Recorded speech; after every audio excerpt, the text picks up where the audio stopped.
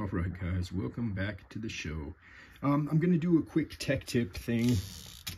Doing a type bar swap. You can see all the type bars I have over here in the background. I do type bar swaps all the time, pretty much once a week.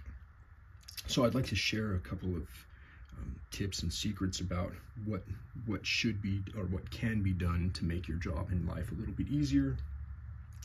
A type bar is set up in a typewriter with this fulcrum ring or pin or bar or rail, however you'd like to call it. And this is almost 99% of all typewriters will have this same exact setup. This is a Smith Corona, and we'll be dealing with different linkages down in here, but that's besides the point. I'll just grab a type bar here. Your standard linkage will have just a hook with a, do I have a spare link sitting around here? Probably. I just cleaned off my desk for once. I don't have parts laying around. But you'd have a link hooked into one end, and it would you just wedge it under there and hold it into place. Whereas the Smith Corona has a clevis pin set up where it clips and holds it in, and that makes it a lot easier. It doesn't really change much, other than the fact that once you have it clipped on the Smith Corona, it's generally not going anywhere, whereas the links on a standard typewriter type bar, the link can fall off, and that's where you get into most trouble. The removal of a typewriter type bar and link system is not in itself difficult. It's when things start getting out of control is when compounding issues happen, like type bars start falling. All the type bars start falling into the machine, and then you start losing all the links behind it. That's where you need to keep things under control. And to do that, you got to have a chaser bar. So if you're looking to swap out your type bars and you pick up a replacement type bar, or you have a replacement type bar and you're searching out parts for that, try to get the matching fulcrum link. If you don't have a parts machine, I have these fulcrum bars for pretty much every machine because I have 100,000 parts machines here I can pull these things from.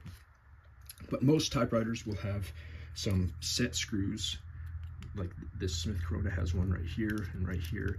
Some of them don't, like a lot of the old Royals don't have these kinds of lock screws. They just kind of have plates covering the tops where this bar would go through. And this bar feeds through the top. I'm going to try to stay in and out of frame. I got it zoomed in here. The bar kind of, my arm's going to probably get in the way too. The bar goes in through the side here, and a lot of times it's going to be gunked up and it's going to be hard to push through, so you'll need to start it with a punch of some sort. So I take a punch, just a regular old punch, something that would fit in through here. Let me find where the thing goes. Tap, tap, tap, tap, tap, tap, tap. And I don't know if you can see, the little guy starts coming up over on this side right here. One of these sides of this ring, of this bar, is going to be pointy, and the other side is going to be blunt, and that helps facilitate you threading it through. It can be a pain in the butt to get these through, because these bars have to be in line with the slot, and it's a feel thing. You kind of have to wiggle around the bar to get it up and down in the right place while you push this through. So if you were going to pull out a type bar, like say in the middle of the machine, you'll kind of get an idea of whereabouts on this system it's going to go. So say about right there is where the bar you're changing. So you'll put this in. See if I can get through here. Oh, it's tough. It's tight. Wiggle, wiggle, wiggle. It might need pliers. I might need to be forcing it with pliers. I'm going to put some lubricant in this segment, so help push that through. Grab a pair of pliers here. And then I'm going to start trying to feed this wire through without getting in the way of the camera too much. It's a whole lot easier than soldering. Usually once you get this thing started moving, it'll move easily back and forth. You can see I've got the ring set up. I got both pins in. You can see the top of this one and then that one. And when I push on one side, they just go back and forth. Zoop, zoop, zoop. Just balancing act. So what you'll do is you'll you'll look down inside your key basket here, and as you move this ring system back and forth, you can see these keys kind of jumping around inside there. That's kind of, yeah, there we go. You can see them kind of jumping around, and that's where they're dipping in between those 2 points. Remember I showed you there was a pointy end and a blunt end. It kind of falls into that little channel in between there. So you can kind of get an idea of what type bar you're going to be playing with here. So like right here, let's say the J is kind of wiggling around when I wiggle these bars back and forth. So I'm going to pull back on this bar just a little bit to create an opening, and then I'll grab that J, and then I'll pull back on this side, the left side, a little bit more, and then as you can see, now we have the J out of the machine. And this is where on a Smith Corona you would just take your screwdriver, spread apart the clevis right here, and then pull out the pin to remove the whole bar. And then you would go ahead and do the swap.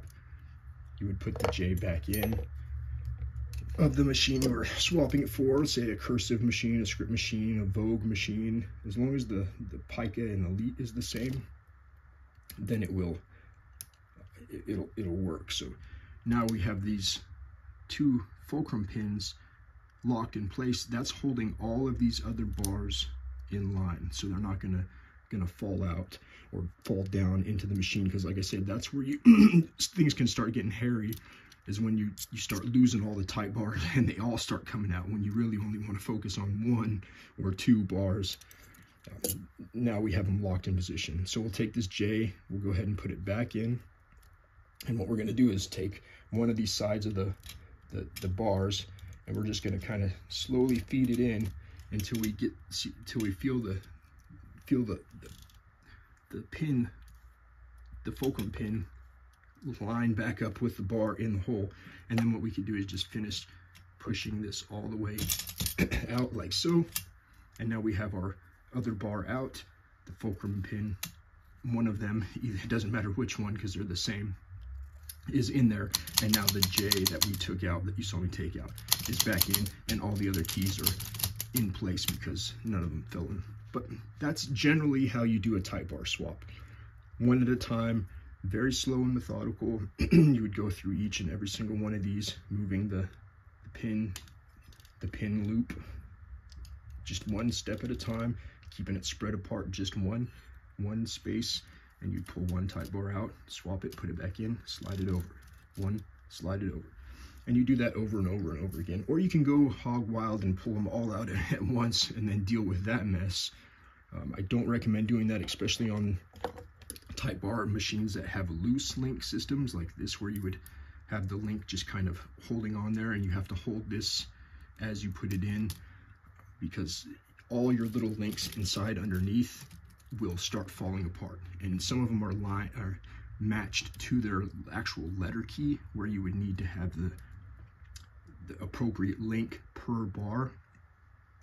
And then that's when you don't want to lose track of what order things go in, and that's where putting this chaser bar in really keeps things under control. With the Smith Corona, like I said, it's not a huge issue because we're gonna swap them all out. Let's see if I can just push this through. Remember how I said once you get it started the first time, it's super easy. Now watch, I can probably do it by hand and just, yeah, see I'm feeding the bar through by my hand. Now I got both sides going again. It's just that initial